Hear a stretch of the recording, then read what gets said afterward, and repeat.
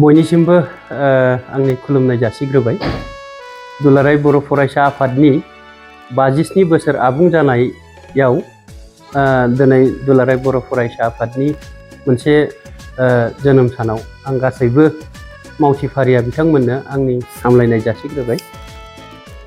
दुलाराय बर' फरायसा आफादा जोनोम जानायनि समनिफ्रायनो बर' हारिनि आइडेन्टिटि थामोनथा आरो हारि हिसाबै गेरेमसा हारि दानांगौनि थाखाय बेहाय बर' फरायसा आफादजों लोगोसे दुलाराय बर' माहारियानो जाखिनि थांखि लानानै खामानि मावबोदोंमोन, दिनै फैयै फैयै 57 बोसोराव गोबां जुजिनायनि गेजेरजों बर' फरायसा आफादनि थांखि आरो नाजानायनि गेजेरजोंनो बर' हारिया दिनैनि बे समाव आगान होनो हाबाय। बेनि थाखाय आङो दुलाराय बर' फरायसा आफादनि गासैबो मावथिफारिया रुंसारि जानाय जोंनि मावफारिया बिथांमोननिसिम आंनि गोरबोनि साबायखर आरो खर' बुंलायनाय जासिग्रोबाय। जानो हागौ मोनसे हारिनि थामोनथा आरो जुजिनाया जोबनानै खनसेयैनो जोबनानै फैया। हारिखौ गेरेमसा आरो बेनिख्रुइ साबना हामना सोद्रोम हारि हिसाबै बुहुमाव दानांगौनि जा एजेन्डा बेखौ लांबाय थानांगौनि थाखाय जोंनि दुलाराय बर' फरायसा आफादा दिनैनिफ्राय आरो फैबाय थानाय समनि इयुन एजेन्डाफोरखौ खाब जानाय बायदिहाय जोंनि जेनेरेसननो जोङो माखासे डिसिसनफोर होनानै बेबायदियैनो हारिनि थाखाय खामानि मावनांगोन। आरो बेयो दुलाराय बर' फरायसा आफादा बर' हारिनि थांनाय थैनाय आरो जौगानायनि थाखायनो खामानि मावनो होननानै दाजानाय जिहेतुके आफाद, बेखायनो बे फरायसा आफादनि जा डेम'क्रेटिक डिसिसनफोराव जोङो दुलाराय बर' फरायसा आफादनि गासैबो दैदेनगिरि बिथांमोननि मावनाय दांनाय आरो रायजो राजानि फोथायनाया जेब्लायबो थाबाय थाथों आरो बेबायदियैनो मावथों, बेखौ जों आसा खालामो।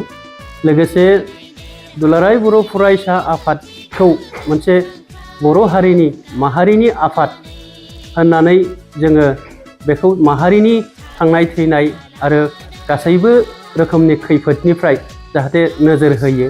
दिनै जोंनि गेजेराव गोदान जोलैफोरा जाहाथे लामा आन्दाया, बेनि थाखाय मोजां बोसोन होनांगोन। इयुन जोलैखौ माखासे गाज्रि हाबा थासारि जेनेबा ड्राग्स बायदि मुवा, फेग्रा मुवा बेफोरनिफ्राय गोजानाव दोननायनि जिथु सांग्रांथि होनाय जोङो गोदान नोजोरजों जि मिशन कुवालिटि इडुकेसनखौनो होनब्ला गोदान जिथु थांखि लानानै बर' फरायसा आफादा आगान सुरनांगोन आरो बेखौ सुरबोदों। बेनि थाखाय जोंहा गोबां बर' फरायसा आफादनि फारसे जोङो हेफाजाब होलांबाय थागोन। आरो जोङो गोदान नोजोर दानायाव, गोदान थांखि सुरनायाव समजों लोगोसे दिनै जोङो ग्लबेल जिथु जोंनि हारिखौ जोंनि लकेलनि एजेन्डाजोंल' गोरोबहोआबासिनो मुलुग दरबाराव जोङो गेवलांसार होनायनि जा थांखिफोर दं, बेखायनो जोंनि इयुन जोलै सेंग्राफोरा, लाइमोनफोरा गोबां खामानि मावनांगौ दङ। जोंहा दा वार्क कालचारनि मोनसे जोंनि गेजेराव गोनांथि जादों। जोंनि गेजेराव दिनैहाय इन्टेलेक्सुयेल सिन्ताधारानि गोनांथि जादों। जोंनि गेजेराव जोङो खौसेयैनो जोंनि हारिखौ लांनायनि डिसकासनफोरनि आरो एजेन्डा लानानै खामानि मावलांनायनि गोनांथि जादों। बेफोर गोबां एजेन्डाफोरखौ जोङो गोदान टारगेटजों सेट खालामनानै दुलाराय बर' फरायसा आफादा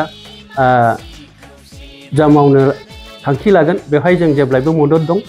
आङो दुलाराय फरायसा आफादनि 57 बोसोर सानाव आंनि हामलायनायखौ खेबसेबाव जासिनानै आंनि बुंनायखौ बेयावनो दोनथ'बाय। गोजोन्थों।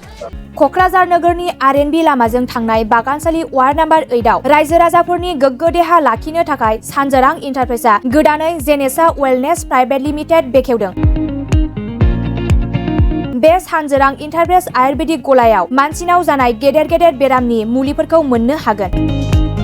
किडनिकआव अन्थाइ जानाय, आथिं आखाइ जरा जरा सानाय, लिभार गाज्रि जालांनाय, मोदोमनि माननाय आरो बेनि अनगायैबो बायदि बायदि गेदेर गेदेर बेरामफोरनि मुलिफोरखौ बे सानजोरां इन्टारप्राइजआव लांफैनो हागोन।